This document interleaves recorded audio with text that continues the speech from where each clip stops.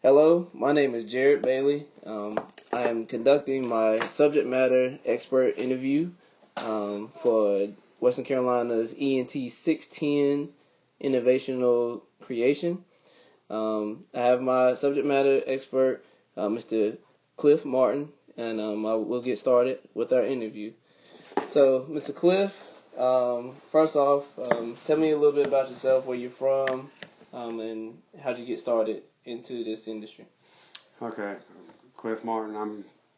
Was born right here in Denver, North Carolina. Mm-hmm. Grew up, in this area.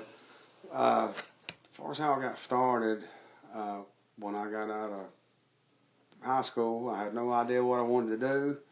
I just went to work for a couple of different places, and ended up working for this guy in the grading business and liked it. Mm-hmm. And worked for him for a couple of years, and just bought one truck and started out, and I just didn't really want to get huge or big, but I just wanted to make a living, and I bought one dump truck, and within probably 2 years I had 3, and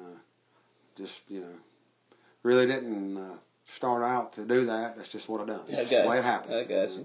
So being in the dump truck industry or hauling industry, what would you say are some of the bigger challenges that you have faced in your starting points? Having to drive the trucks and work on them and find the work. Really, when I started, the work wasn't that hard to find. The economy was real good. Mm-hmm. Really didn't even have to advertise. Just from people seeing you and other people telling you about them, and we were hauling. One good thing about what I was doing versus some of the other trucking companies, I would haul anything. Mm. I would haul stumps, trash, brush, concrete, gravel, asphalt, anything that we needed to do, which is a little rougher on the trucks, but I could fix my own trucks. I could do some welding. That was one of the things, but it kept me busy, And, yeah. So it sounds like your versatility and ability to haul those various different things benefit you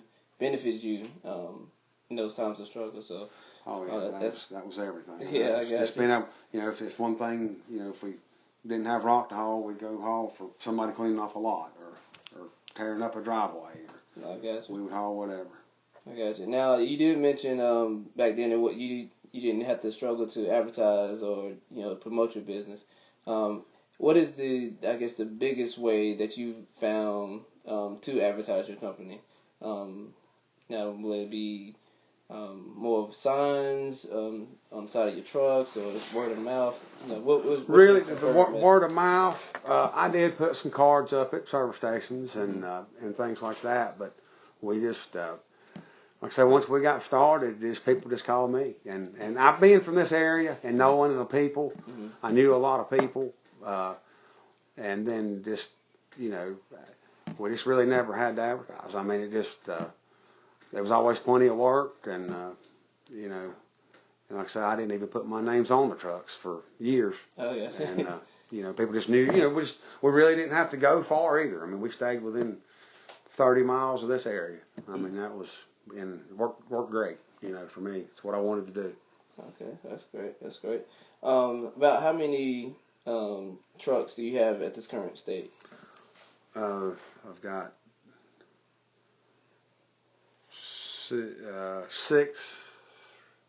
7 dump trucks and 2 road tractors with dump trailers, and I have a few flat trailers that we can use.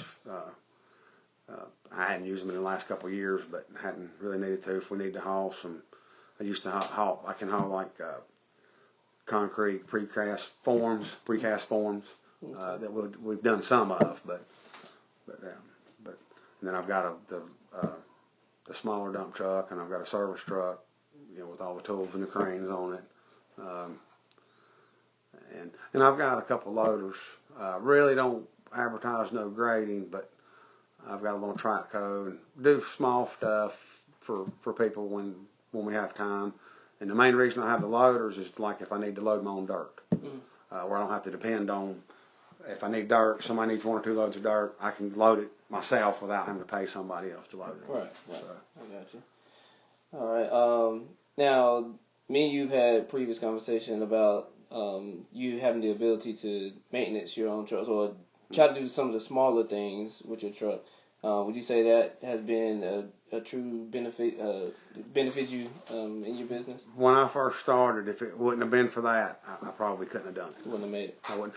Well, I'm not going to say I wouldn't have made it, but it would have been really hard. I could have probably stuck with one truck and done it and made it.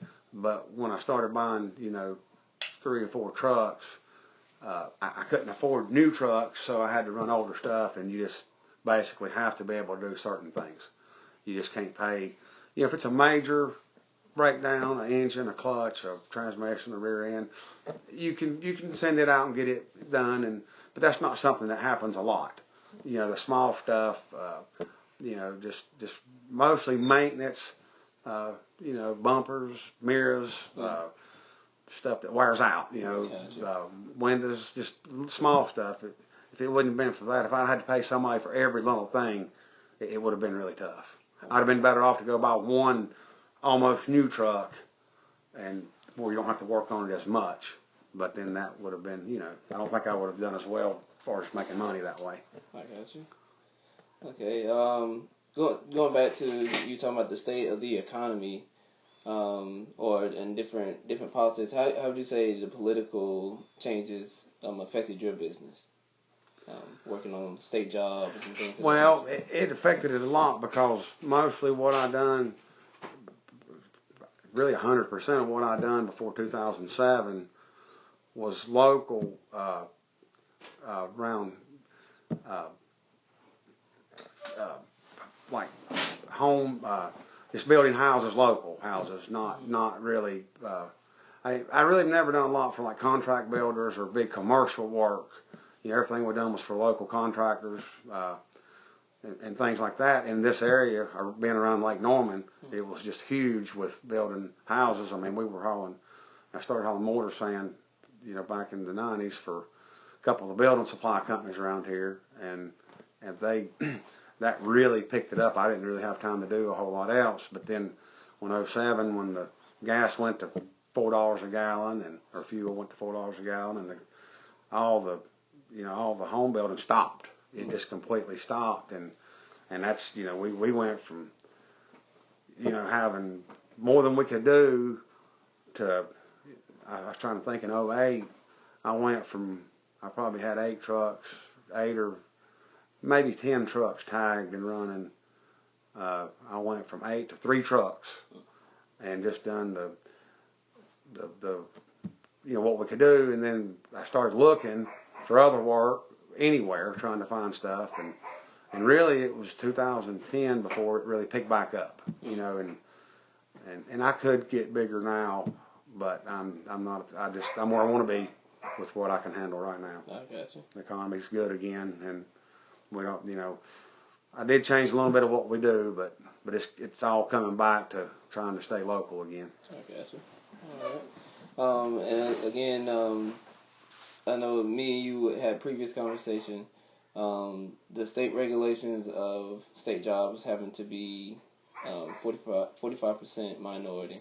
And you saying in this industry there's a lot of room for minorities to capitalize or to be of use in this industry. But yet we don't see that many of them out there. What advice would you give, I guess, a young minority like myself, how to get, what would be the first step in order to get started? Good question. Well, I think, yes, there's a lot of room for that. I think somebody that was younger, that was wanting to get into that, the first step I would say would, get your CDL driver's license, get that part done. And I would suggest working for somebody in the dump truck business for at least 3-4 months to really get to make sure you even like it. Make sure it's something you want to do. If you don't want to do it, it's not going to work. It's not something you have to have. In my opinion, you have to have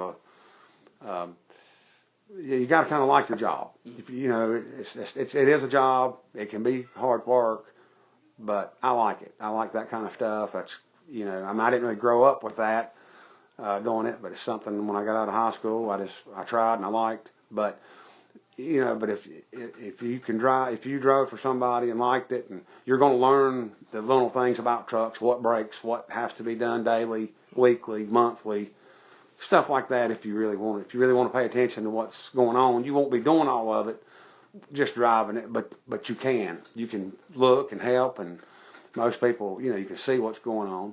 And then if you like it, if you still like it, I would suggest to, you know, start out with one truck of your own. You know, there's work around here. You can lease on with people. Lots of different ways. You can get on with like an asphalt company. You know, usually the asphalt and the gravel haulers do a lot of different things than like the grading people. And I would suggest doing a little bit of both.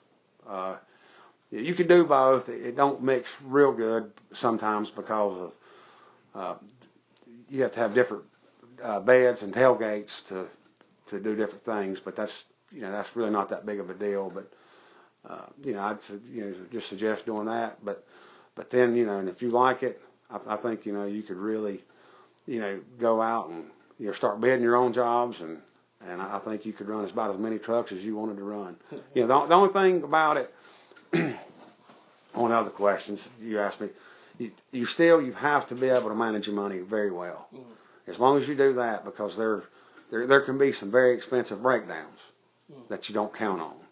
But other than that, you know, that's how I would suggest getting started and going from there. Okay. Just one more final question. Now, I have dreams of possibly creating a family-owned business or some sort of have my family involved. Would you promote that, or say more or less keep families separate, in your experience? That's a good question. To me, I just think it's more of if they like it. You know, and if you're going to go after a lot of the work, if you're going to try to do it, you know, get the whole job, yes, there's a lot of room there. If you're just going to contract to somebody and run under a minority and do that, I don't know. I mean, it's just the way I done it with my kids. I let them make the decision. You know, I would have loved. My daddy was a mechanic, and that's kind of what I done. He didn't have dump trucks, but I wished he would have. I'd have loved it to do it when I was young. I would more. I mean, that's a hard question for me. It's been a hard question for me because I didn't go to college and I didn't get a degree in nothing. So I can't really, you know, somebody that's smarter, you know, but it can be done, most certainly. It can be done with a family. I mean, my family helps me, and we enjoy it, you know. I got you. You know, my daughter, of course, she's a school teacher, and, you know, but that could go either way. I mean, that's kind of a good question. One of those challenging things, and you know, always trying to figure it out. So, well, Mr. Cliff, thank you for your time. It's been a true help to myself, and again, me trying to figure out what avenue or what venture I would like to start up next, and possibly get into the hauling industry. So thank you again one more time for your time, and this will be the conclusion to our subject matter interview with Mr. Cliff Martin. This is Jared Bailey signing off. Thank you.